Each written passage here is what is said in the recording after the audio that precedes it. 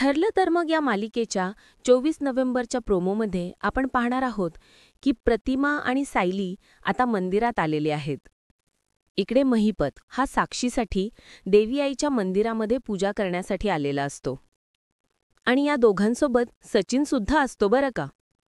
आता यांची पूजा वगैरे चालू असते आणि रांगेमध्ये सायली आणि प्रतिमा उभ्या असतात.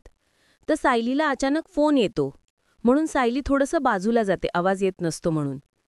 प्रतिमाला महिपत थोडासा दिसतो. मग तिला लगेच आठवणी आठवू लागतात आणि ती हळूहळू पुढे जाऊ लागते. नंतर महिपत आणि प्रतिमा समोरासमोर येतात.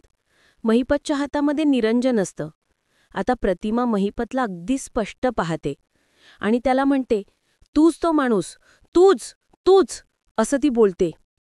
महिपत त्याच्या हातातील निरंजन प्रतिमाच्या चेहऱ्यासमोर नेऊन म्हणतो की तूच काय काय बोलतेस तू, कारण त्याला माहिती असतं की प्रतिमा ही आगीला खूप घाबरते.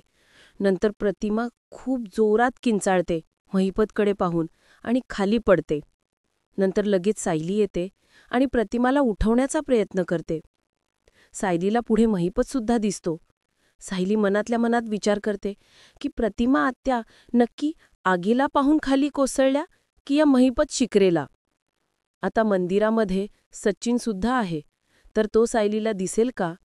अर्जुन आणि सायली पुढे काय करणार हे आपण पुढील भागामध्ये पाहणार आहोत. तोपर्यंत नमस्कार.